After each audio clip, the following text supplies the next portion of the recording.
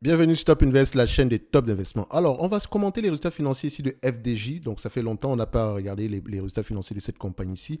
Donc, il me semble que la dernière fois qu'on a parlé de FDJ, française des jeux, c'était le 2 du mois d'avril. D'accord. Il nous semblait que la compagnie était correctement évaluée à cette période-là. La première fois, c'était au mois d'avril 2022. Donc, on va à peu près voir qu'est-ce qu'il en est par rapport à ces résultats-ci. On va les commenter, d'accord, uniquement. Donc, je vais commenter cet article-ci excusez-moi, je vais commenter cet article où est-ce que ça se trouve cet article-là? Du journal ici, Trading Stat, c'est ça? Trading Stat de BFM Bourse. Alors, on va aller très rapidement. Alors, FDJ publie un résultat net de 181 millions d'euros pour les 6 premiers mois de l'année 2023 en progression de 13% et un EBITDA courant de 300 millions, soit une marge de 23,3% en retrait de 2,1 points en comparaison annuelle. Le chiffre d'affaires du groupe de jeux d'argent s'est établi à 1,29 milliard d'euros en hausse de 6%, plus 4% ici en périmètre comparable, avec une hausse des paris sportifs et jeux en ligne en concurrence de 10% et des jeux en ligne en concurrence de 10% et une progression de la loterie de 1%. FDJ attend désormais un chiffre d'affaires en progression de plus de 5%, dont plus de 3% à périmètre comparable avec un taux de marge d'EBITDA courant maintenu à environ 24% sur l'ensemble de l'année 2023. Par ailleurs, le groupe a signé un accord pour l'acquisition de Premier Lottery Ireland, l'opérateur détenteur des droits exclusifs de loterie nationale irlandaise jusqu'en 2034 pour une valeur de 350 millions. Donc, je rappelle qu'elle a fait l'acquisition de cette compagnie qui a les droits de loterie exclusifs en Irlande pour les 10 prochaines années. C'est 10 ans. Elle a payé 300 millions. Donc, sur les 300, sur les 10 prochaines années, elle doit absolument récupérer au moins sa somme de départ. Parce qu'après, il faudrait vérifier ici si, quand ce droit-là arrivera à expiration, qu'est-ce qui va se passer au niveau de Première Loterie Irlande? Est-ce que la concurrence va être acceptée? D'accord? Est-ce qu'elle va pouvoir renouveler l'entente? Je n'en sais rien. Donc, il faudrait aller regarder ça ici. L'idéal, ce serait qu'elle récupère sa somme de départ, son cash ici en 10 ans, le plus rapidement possible. Bref, on va aller regarder ici les résultats financiers. On va aller regarder ça dans les rapports financiers de la compagnie, donc les états financiers plutôt.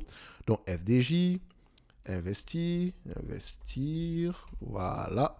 Donc FDJ, investir, voilà. Devenez, je veux investisseur. OK. On va regarder ça rapidement. Déjà, je vérifie au niveau de Coifin, est-ce que nous avons déjà des informations par rapport aux derniers résultats financiers de Coifin, de FDJ sur Coifin. Alors, on vérifie d'abord le revenu. Voilà, on a déjà quelque chose au 30 du mois de juin. C'est parfait, donc je peux le faire ici. En termes de marge brute, qu'est-ce qu'on observe ici sur les derniers mois? Donc, on a une légère réduction de la marge brute, ça reste une certaine stabilité. OK? En termes de net income ici, est-ce que nous avons quelque chose d'assez stable? Oui. En termes ici de free cash flow, elles sont restées sur la même tendance que les net income. On peut également se dire oui, d'accord. En termes de dette nette ici, est-ce que nous avons quelque chose qui augmente ou bien qui diminue? On a une on a même du cash net dans cette compagnie-ci. OK, tant mieux. Est-ce que le nombre d'actions augmente ou diminue? Nous avons à peu près le même niveau d'actions, 191 millions d'actions. OK. Alors, la dette nette, vu qu'on n'a pas de dette nette, ça ne sert à rien d'aller regarder la dette nette sur EBITDA. Est-ce qu'en termes de prévision, les analystes sont optimistes ou pessimistes? Je rappelle que ça peut être un business assez prévisible également ici. Donc, les analystes s'attendent à peu près à quelque chose d'assez croissant dans le futur. Donc, par exemple, si on prend 2025, on s'attend à 2,21 €. Donc, on me demande de payer ici 34 euros.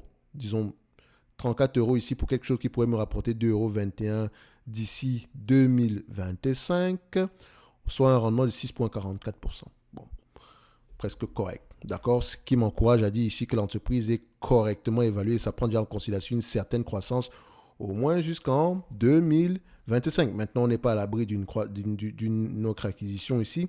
On n'est pas également à l'abri d'une augmentation des marges. Je ne sais pas déjà si c'est possible ici. Mais il me semble également qu'ils avaient un problème par rapport à l'exclusivité des droits ici en France. Je pense de jeux d'argent, etc. Donc, je pense qu'il y avait une plainte au niveau de l'Union européenne ici. Je ne sais pas où est-ce qu'on en est avec ça. est-ce que c'est en faveur ici de FDJ ou bien à sa défaveur? Bref, il faut aller regarder ça également ici. Dans tous les cas de figure, je pense que pour cette compagnie-ci, pour FDJ, pour moi ici, je dirais que l'entreprise est correctement évaluée. OK? Donc, on peut également aller regarder vite fait ces résultats-là. Qu'est-ce qu'on peut également mentionner ici? Alors, vu la stratégie de croissance de cette compagnie, j'ai l'impression, et je peux me tromper d'ailleurs, j'ai l'impression que nous avons ici une entreprise qui va privilégier ici la croissance par acquisition. OK? Tant mieux également si c'est le cas. OK? Donc, si on privilégie la croissance par acquisition, ici, il faudrait regarder sur quel volet elle veut faire une croissance par acquisition. Loterie, sport, c'est pas moi, mais sport, enfin, comment on appelle encore ça? Mise au jeu, c'est ça? C'est les paris sportifs, voilà, on va les appeler comme ça. Paris sportifs, est-ce que c'est vers là qu'on veut s'en aller ou bien c'est un mix de tout ça? OK? Donc, en termes de dette nette ici, donc j'aime souvent aller regarder la dette, l'endettement. Est-ce que j'ai l'information par rapport à ça? Je vais voir ça. Je n'ai pas de dette ici. Je n'ai pas l'information par rapport à la dette. Donc, elle est disponible parce que ça, c'est le S1. Ça, je pense que ça, ce sont les résultats du premier semestre. Donc, il y a certainement ici un document plus fourni que celui-ci. Donc, on peut regarder ici chiffre d'affaires en croissance, bénéfice net et marge opérationnelle ici plutôt, disons, stable. D'accord? Donc, ça veut dire qu'il y a une pression ici au niveau des coûts opérationnels. D'accord? Des dépenses opérationnelles. Parce que nous avons une croissance des revenus, mais une baisse ici des marges opérationnelles en termes de volume et en termes de marge certainement. Donc, le bénéfice net ici est plutôt en croissance. Tant mieux. Donc, entre-temps, il y a peut-être ici, on n'a pas de... Comment on dit ça? On a peut-être eu un élément exceptionnel. D'accord? Ce n'est pas à exclure. OK? Qu'est-ce qui pourrait encore faire que le bénéfice net soit croissant? À part l'élément exceptionnel, vraiment, je ne vois pas autre chose. Hein. Donc, on a 13% de croissance ici, donc il faudrait voir qu'est-ce qui est inclus dans cet élément-ci, surtout qu'on a des bénéfices opérationnels moins élevés, donc techniquement, on devrait à peu près avoir la même chose que précédemment. D'accord? Donc, qu'est-ce qui s'est passé ici entre le bénéfice opérationnel et le bénéfice net? Et généralement, entre les deux, il y a les taxes et les intérêts sur la dette. Sinon, également, les éléments exceptionnels. D'accord? Il faudrait aller vérifier ça. Donc, l'EBITDA ici, vous voyez que l'EBITDA est plutôt négatif, suit plutôt les bénéfices opérationnels. Donc, c'est encore une fois, il faudrait aller vérifier ça. Qu'est-ce qu'on pourrait rajouter ici, mis à part le fait d'aller vérifier pourquoi est-ce que les revenus sont croissants, pourquoi est-ce que les bénéfices nets ici sont plus élevés que précédemment. Donc, je vous laisse aller voir ça dans les rapports financiers. OK? Donc, lisez à peu près ces différents éléments-ci, essayez de voir s'il y a des ralentissements, des accélérations, etc. Donc, écoutez également le conference call, c'est très important. Pour moi, ici, je dirais que FDJ est correctement évalué. OK? Pour moi, il n'y a pas une opportunité extraordinaire ici. Elle a également les moyens de continuer sa croissance parce qu'elle a du cash présentement en banque. Est-ce qu'elle distribue un dividende en date d'aujourd'hui? Oui. Et pour le moment, ce dividende-là peut être stable. OK? Mais faites attention, elle exerce dans un secteur d'activité très concurrentiel. Ses concurrents, par exemple, comme Flutter, maximisent ici maximisent ici leur cash afin de pouvoir faire des acquisitions. Parce que c'est un secteur en pleine consolidation.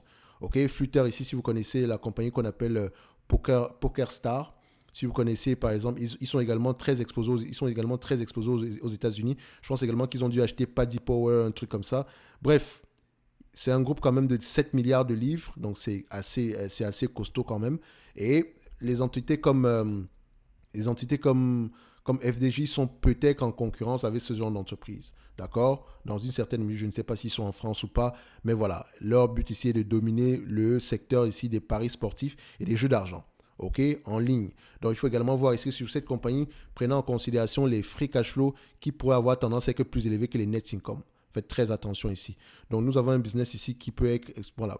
Je ne dis pas qu'elle est sous-évaluée en date d'aujourd'hui, mais ça peut vous intéresser pour ceux qui veulent investir dans les jeux d'argent en ligne. Il vaut mieux encore aller sur ce genre de compagnie ici que FDJ. Pour moi, FDJ est correctement évalué sans plus. Et je me réserve le droit de me tromper.